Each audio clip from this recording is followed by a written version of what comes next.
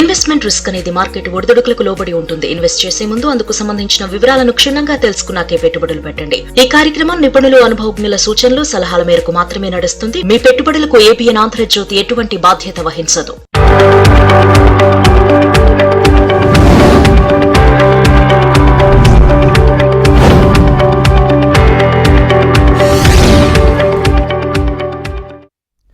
నమస్తే, welcome to ABN business news. ఇక దేశీయ స్టాక్ మార్కెట్లో నష్టాలు కొనసాగుతున్నాయి. సెన్సెక్స్, నిఫ్టీ నష్టాలు ట్రేడ్ అవుతున్నాయి. ONGC, TCS, Wipro, Power Grid Corporation, Coal India షేర్లు లాభాల్లో కొనసాగుతుండగా Shriram finance, TMPV, Reliance, Bajaj finance, InterGlobe aviation షేర్లు నష్టాల్లో ట్రేడ్ అవుతున్నాయి. ప్రజెంట్ నిఫ్టీ 50 439 పాయింట్ల నష్టంతో 22,870 దగ్గర కొనసాగుతోంది. ఇటు బీఎస్సీ సెన్సెక్స్ 1471 పాయింట్ల నష్టంతో 73,801 దగ్గర కొనసాగుతోంది. ఇటు నిఫ్టీ 500 అది కూడా దాదాపుగా 405 పాయింట్ల నష్టంతో ఉంది, 21,075 దగ్గర కొనసాగుతోంది. బ్యాంక్ నిఫ్టీ కూడా చాలా పెద్ద ఎత్తున 1318 పాయింట్ల నష్టంతో ఉంది.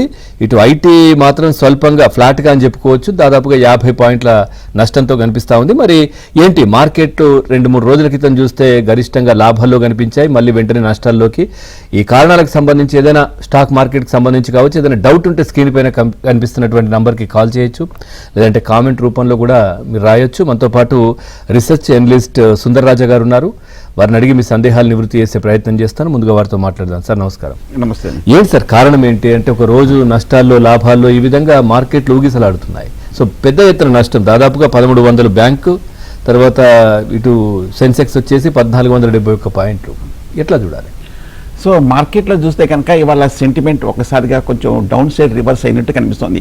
సెంటిమెంట్ చూస్తే కనుక కొంచెం నెగిటివ్ ఎన్విరాన్మెంట్ రావడం చూసాము. లాస్ట్ 2 రోజుల్లో చూస్తే కనుక మార్కెట్స్ అన్ని కూడా ఒక రికవరీ స్ట్రాంగ్ రికవరీ రావడం చూసాము, ఒక బౌన్స్ బ్యాక్ రావడం చూసాము. ఈ మధ్య మనం 2 రోజుల క్రితం చూస్తే కనుక గల్ఫ్ వార్ సంబంధించిన వరకు ఒక పాజిటివ్ అప్డేట్ చూసాము. పీస్ టాక్స్ జరుగుతున్నట్టుగా, సీజ్ ఫైర్ జరుగుతున్నట్టుగా, నెగోషియేషన్స్ జరుగుతున్నట్టుగా, త్వరలో ఒక పాజిటివ్ అవుట్కమ్ వస్తుందన్న సంగతి మనకి విన్నాము. కానీ ఇవాళ చూస్తే కనుక యుద్ధం మరింత తీవ్రం అవడం అనేది మనం చూసాం. యుద్ధం చూస్తే కనుక గల్ఫ్లో మరీ కొంచెం భారీ స్థాయిలో రావడంతో మార్కెట్లో మళ్ళీ ఒక్కసారిగా కన్సర్న్స్, మళ్ళీ కొంచెం భయాందోళనలు రావడం కూడా చూస్తున్నాం.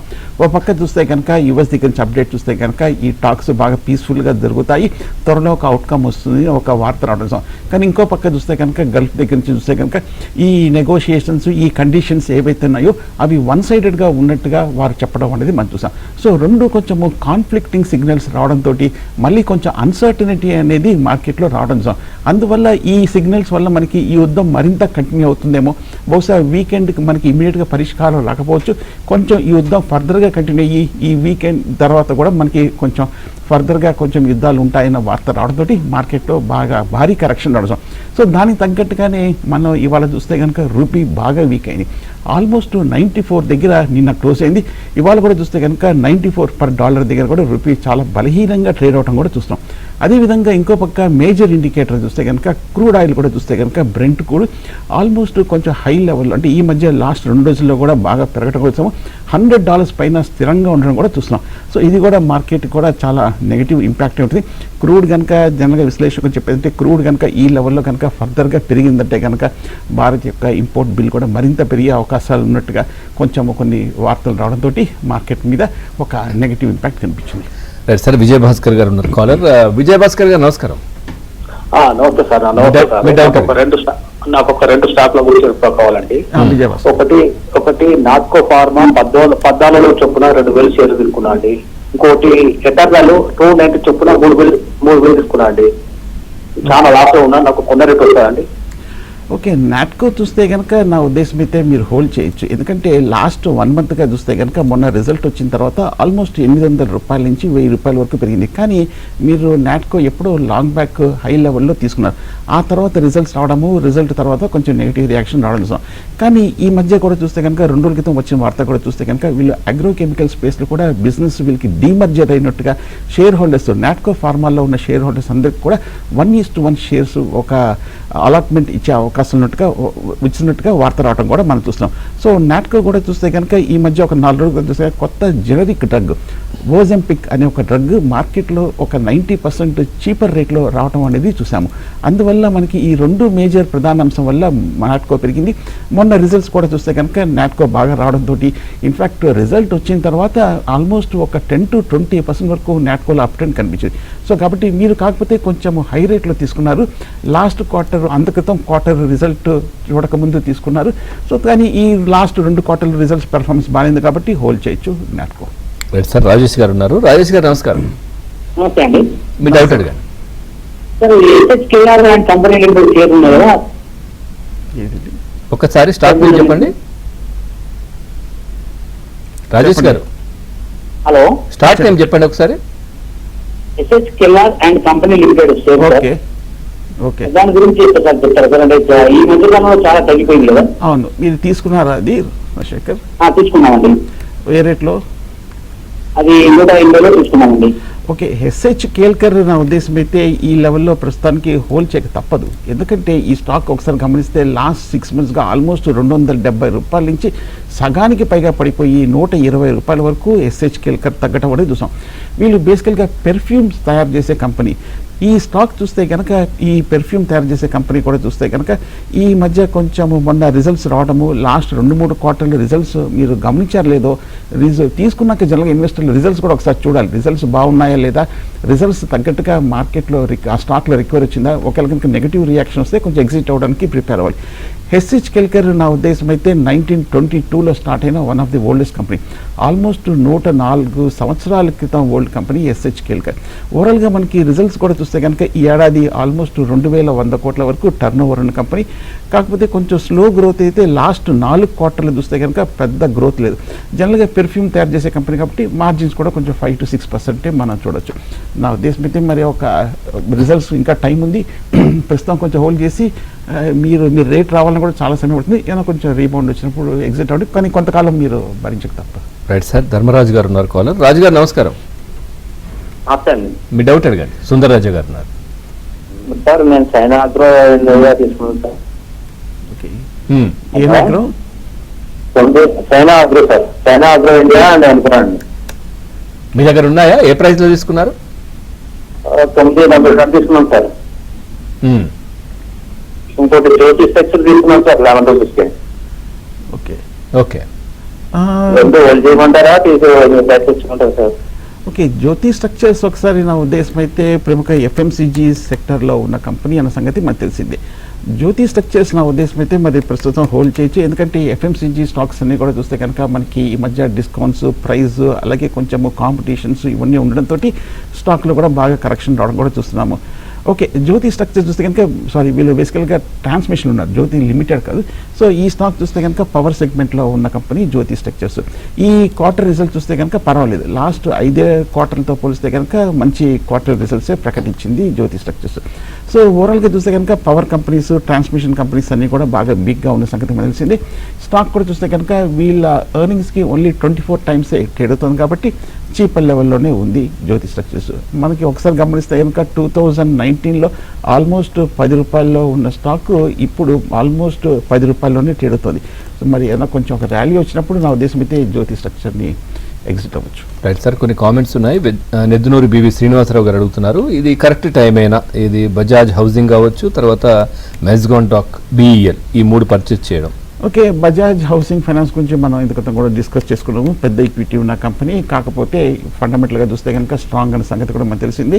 ఈ లాస్ట్ 6 monthsగా కూడా బాగా తగ్గిన విషయం కూడా మనకు తెలిసింది. సో నా ఉద్దేశం అయితే బజాజ్ హౌసింగ్ ఫైనాన్స్ మళ్ళీ కొంచెం మార్కెట్ రికవరీ వచ్చినప్పుడు కొంచెం పెరిగే అవకాశం ఉంది. కానీ పెద్ద ఈక్విటీ కాబట్టి కొంచెం స్లోగా ఉంటుంది. కాకపోతే మేనేజ్మెంట్ దగ్గరే మెజారిటీ ఆఫ్ స్టాక్స్ కూడా ఉన్నాయి. సో కాబట్టి స్ట్రాంగ్ హోల్డింగ్ కూడా ఉంది కాబట్టి మైట్ బి చిన్న డిప్లో కన్సిడర్ చేయొచ్చు. Right sir. సాయి గారు ఉన్నారు. సాయి గారు నమస్కారం. సార్ నమస్తే సార్. మీ డౌట్ అడగండి సార్. కొత్తగా IPO ఓపెన్ అవుతా ఉంది, సాయి పేరెంటల్స్ అని, దాని గురించి ఏమన్నా? ఇప్పుడు IPO మార్కెట్ చూస్తే కనుక అన్నీ కొంచెం డల్గా ఉన్నాయి. పైగా లాస్ట్ 1 yearగా చూస్తే కనుక IPO మార్కెట్స్లో అన్ని స్టాక్స్ కూడా చాలా వరకు 75 to 80% కూడా బాగా డిసప్పాయింట్ అయిన సంగతి కూడా మనకు తెలిసింది.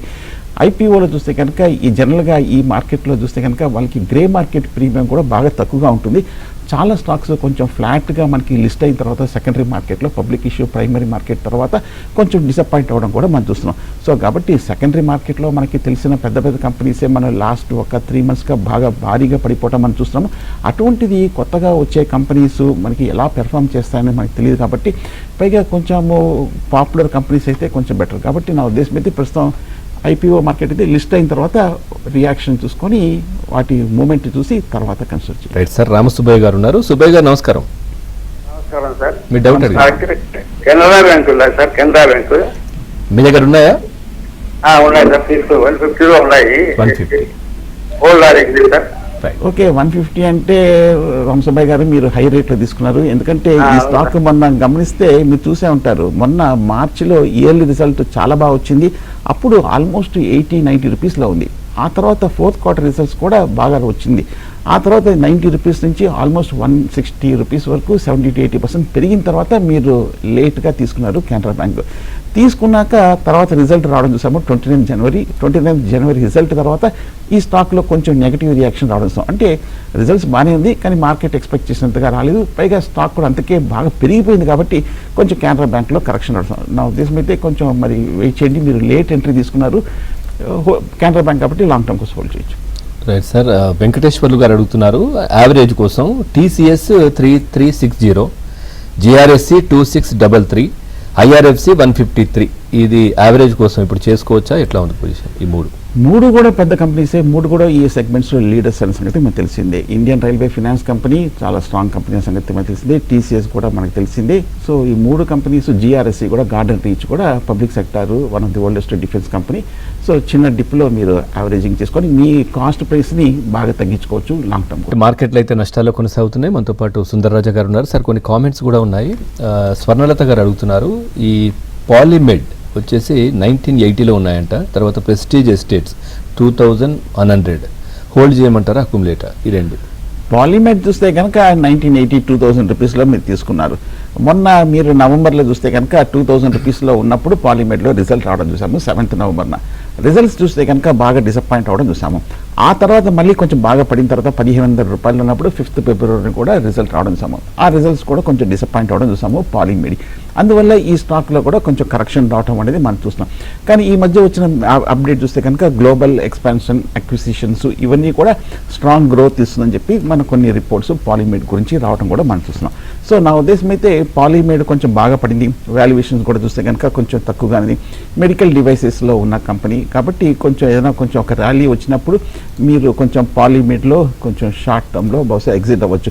ఈ క్వార్టర్లీ ఈ సంవత్సరం చూస్తే కనుక ఆల్మోస్ట్ 1700 కోట్ల వరకు టర్న్ ఓవర్ ప్రకటించిన okay decent company Polymedic. Right sir, Krishna గారు ఉన్నారు కాలర్. కృష్ణ గారు నమస్కారం. నమస్తే సార్. మీ డౌట్ అడిగారు సార్. మీకు శ్రీరామనవమి శుభాకాంక్షలు అండి.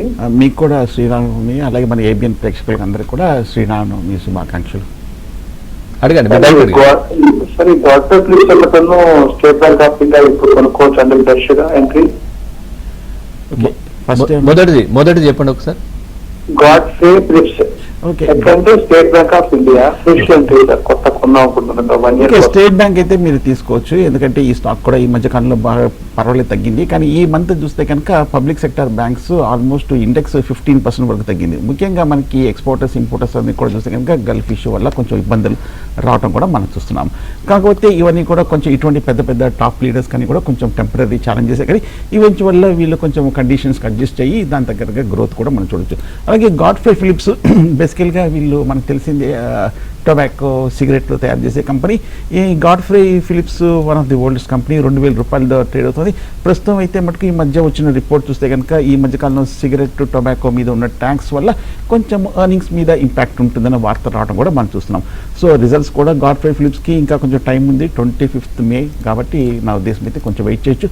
బట్ దాని బదులు ఐటీసీ కొంచెం బెటర్ బెట్ ఉంటుందేమో, కొంచెం ప్రైస్ కూడా తక్కువలో ఉంది కాబట్టి. సార్ కృష్ణారెడ్డి గారు ఉన్నారు. కృష్ణారెడ్డి గారు నమస్కారం. నమస్తే సార్. మీ డౌట్ కొన్నాను సార్. ఓకే, అవి అమ్మే చేసుకోమంటారా ఉంచుకోమంటారా? అవి అన్ని ఎల్ఎన్టీ ఏమన్నా తీసుకోవచ్చు సార్? ఎల్ఐసి హౌసింగ్ ఫైనాన్స్ కూడా చూస్తే కనుక మనకు తెలిసిందే, హౌసింగ్ ఫైనాన్స్ కంపెనీస్ అన్నీ కూడా కొంచెం స్లోగా ఉన్న విషయం మనకు తెలిసిందే. రియల్ ఎస్టేట్, హౌసింగ్ కూడా కొంచెం స్లోగా ఉన్నాయి కాబట్టి కొంచెం వెయిట్ చేయండి హౌసింగ్ ఫైనాన్స్, ఎల్ఐసి.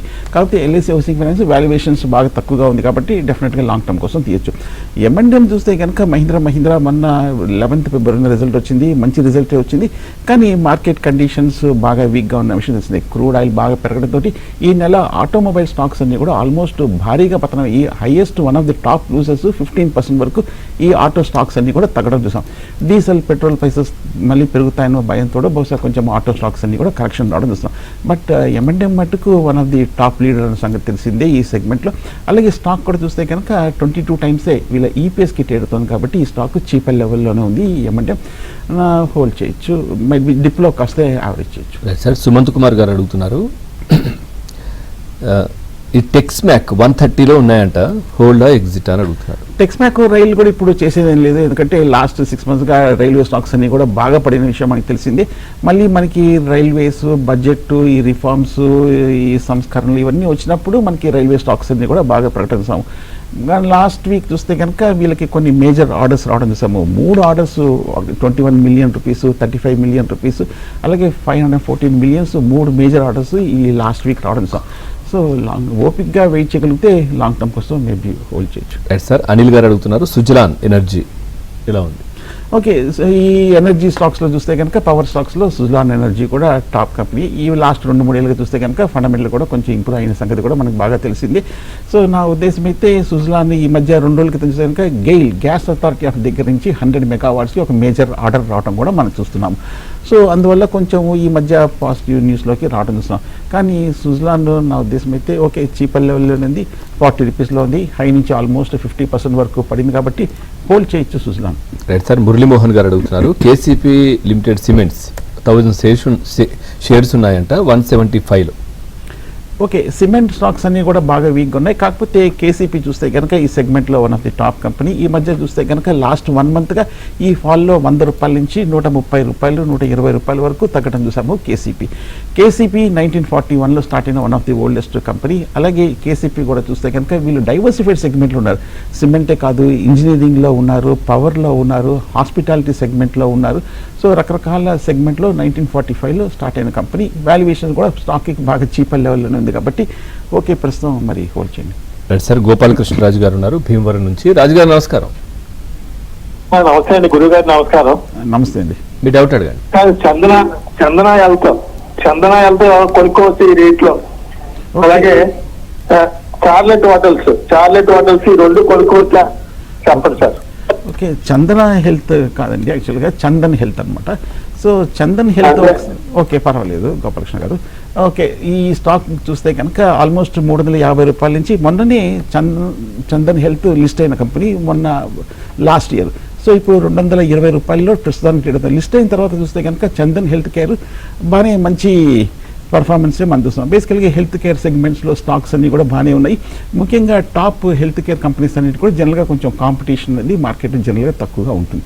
సో కాబట్టి నా ఉద్దేశం అయితే ఐపీఓలో లిస్ట్ అయిన తర్వాత పెర్ఫార్మెన్స్ బాగానే ఉంది కాబట్టి చందన్ హెల్త్ని మీరు హోల్డ్ చేయొచ్చు. సార్ హరినాథ్ గారు ఉన్నారు కాలర్. హరినాథ్ గారు నమస్కారం. నమస్కారం సార్. అనంతరాజు తర్వాత హెల్త్ ఫుడ్స్ మీ దగ్గర ఉన్నాయా? ఉన్నాయి సార్. ఏ ప్రైస్ లో తీసుకున్నారు? సార్ అనంతరాజు 477లో తీసుకున్నాను. Okay, health food 280. Okay, Anantharaj చూస్తే కనుక ఈ మధ్య వీళ్ళు డేటా సెంటర్లో కూడా బిజినెస్లో కూడా ఎంటర్ అయినట్టుగా కొన్ని వార్తలు రావడం చూసాము. అనంతరాజ్ చూస్తే కనుక ఆల్మోస్ట్ లాస్ట్ 1 yearగా 400-450 రూపీస్ దగ్గర బాటమ్ అవుట్ అయిన సంగతి మనకు తెలిసిందే. చీపర్ లెవెల్లో ఉంది. రియల్ ఎస్టేట్ సెగ్మెంట్లో ఉన్నారు, సో ఐటీ సెగ్మెంట్లో ఉన్నారు, హోటల్ సెగ్మెంట్లో ఉన్నారు, మాల్స్, రెసిడెన్షియల్ అపార్ట్మెంట్స్లో కన్స్ట్రక్ట్ చేస్తున్న పెద్ద కంపెనీ అనంతరాజ్. ఈ ఏడాది చూస్తే కనుక ఆల్మోస్ట్ 2100 కోట్ల వరకు మనకి టర్న్ ఓవర్ ఉన్న కంపెనీ. సో కాబట్టి నా ఉద్దేశం అయితే కొంచెం మార్కెట్ కండిషన్స్ తెలిసిందే, కాకపోతే మనకి మంచి కంపెనీయా లేదా, పెర్ఫార్మెన్స్ బాగుందా లేదా అనేది మనం చూడాలి. So okay kind of A company stock కాబట్టి హోల్డ్ చేయొచ్చు. ఎల్టీ ఫుడ్స్ ఈ మధ్య 500 రూపాయల నుంచి 375 రూపాయల వరకు పడింది. సో ఎల్టీ ఫుడ్స్ అయితే ప్రస్తుతానికైతే హోల్డ్ చేయొచ్చు. మన ఈ మధ్యకాలంలో ప్రముఖ బ్రోకింగ్ సంస్థ జియోజిట్ ఈ స్టాక్ తీసుకోవచ్చని 518 రూపాయల వరకు టార్గెట్ ఇచ్చినట్టు కనిపిస్తుంది. కానీ ఈ ఇండియన్ ఎక్స్పోర్ట్ ఇంపోర్ట్స్ ఇవన్నీ కూడా కొంచెం ఫుడ్ ఎక్స్పోర్ట్స్ అనేవి కొంచెం ఈ మధ్య ఈ గల్ఫ్ వల్ల ఇబ్బంది వచ్చింది కాబట్టి అంత ఎల్టీ ఫుడ్స్ కూడా బాగా తగ్గింది. సో వాల్యుయేషన్స్ కూడా చీపర్లో ఉంది. 1950లో స్టార్ట్ అయిన ఎల్టీ బాస్మతి రైస్ తయారు చేసే కంపెనీ హోల్డ్ చేయొచ్చు long terms. Right sir, Subrahmanyam గారు ఉన్నారు. సుబ్రహ్మణ్యం గారు నమస్కారం. మీ డౌట్ అడగండి మీ డౌట్ అడగండి. సార్ ఎన్టీపీసీ గ్రీన్ తర్వాత సుజలాన్ ఎనర్జీ ఉన్నాయి సార్ నా దగ్గర. అవి హోల్డ్ చేయమంటారా లేదా సేల్ ప్రైస్ మీరు తీసుకున్న price NTPC green 101 rupees sir, Suzlon energy 49. Okay, Suzlon ఇంచుమించు మీ రేట్ దగ్గరే ఉంది. ఈ మధ్య హై నుంచి బాగా పడింది. టాప్ కంపెనీ ఏ గ్రూప్ కంపెనీ సంగతి సుజలాన్ తెలిసింది. సో కాబట్టి మీరు మళ్ళీ పవర్ జనరేషన్ కంపెనీస్ అన్ని పెరిగినప్పుడు ఈ సెక్టర్ పెరిగినప్పుడు సుజలాన్ కూడా పెరుగుతుంది. ఎన్టీపీసీ గ్రీన్ కూడా మీకు పెద్ద నష్టం లేదు. ఇన్ఫాక్ట్ ఈ స్టాక్ చూస్తే కనుక 150 రూపాయల నుంచి ఈ స్టాక్ ఇప్పుడు ప్రస్తుతం 100 రూపాయల దగ్గర ట్రేడ్ అవుతుంది. మీరు కొన్న రేట్ దగ్గరే ఎన్టీపీసీ గ్రీన్ కూడా ఉంది. సో ఎన్టీపీసీ గ్రీన్ కూడా చూస్తే కనుక ఈ మధ్యకాలంలో చూస్తే కనుక కొంచెం వీళ్ళు ఎంఓయూ కూడా కొంచెం రెన్యూవబుల్ ఎనర్జీకి వీళ్ళు కుదుర్చుకున్నట్టుగా వార్తలు రావడం కూడా మనం చూస్తున్నాము. నెక్స్ట్రా అనే కంపెనీతో కూడా, మల్టీనేషనల్ కంపెనీతో కూడా. సో ఎన్టీపీసీ గ్రీన్ కొంచెం ఎక్స్పెన్సివ్గా ఉంది. 100 రెట్లు పైగా వీళ్ళు ట్రేడ్ అవుతుంది. ఈ స్టాక్ కొంచెం హై లెవెల్లో ఉంది. బట్ ఓకే, పెద్ద కంపెనీ, పెద్ద group, national thermal power corporation, public sector కాబట్టి లాంగ్ టర్మ్ కోసం హోల్డ్ చేయండి. గ్రీన్ ఎనర్జీ కూడా మనకి ఈ మధ్య తీసుకున్న ఎఫర్ట్స్, ఇనిషియేటివ్స్ అన్నిటి కూడా కొంచెం టైం పడుతుంది కాబట్టి కొంతకాలం వెయిట్ చేయాలి. సార్ హరీష్ గారు ఉన్నారు కాలర్. హరీష్ గారు నమస్కారం.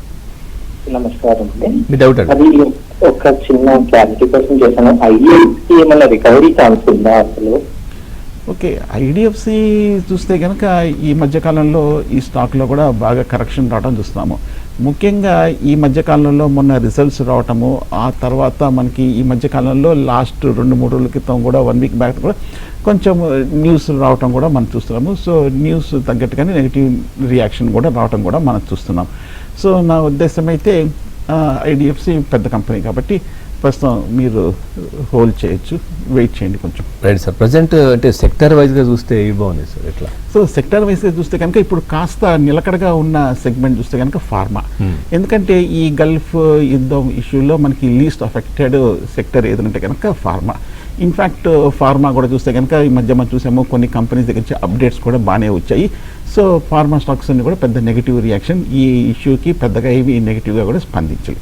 సో కాబట్టి జనరల్గా మార్కెట్లో పడినప్పుడు ఏ సెక్టర్ అయితే కనుక నిలకడగా ఉందో, పెద్ద సెల్లింగ్ ప్రెషర్ రాలేదు, జనరల్గా కొంచెం రెసిలియంట్గా ఉన్న సెగ్మెంట్ జనరల్గా నెక్స్ట్ ర్యాలీలో పెరుగుతుందని చెప్పి కొంచెం మార్కెట్ చెప్తోంది. కాబట్టి సో ఫార్మా కొంచెం సేఫ్ బెట్ అనిపిస్తుంది. రైట్, డిఫెన్స్ ఎలా ఉంది? డిఫెన్స్ డిఫెన్స్ కూడా మనకు తెలిసింది జనరల్గా బడ్జెట్ ముందు మనకి ర్యాలీ రావడం చూస్తాము. అలాగే ఇండియన్ డిఫెన్స్ కూడా చూస్తే కనుక డెఫినెట్గా ప్రతి సంవత్సరం మేజర్ బూస్ట్ ఇవ్వడం కూడా మనం చూస్తున్నాము. ఇండియన్ డిఫెన్స్ సెక్టర్ స్టాక్స్ కూడా బాగా లాస్ట్ 4-5 ఏళ్ళుగా కూడా బాగా పెరగడం కూడా మనం చూస్తున్నాము.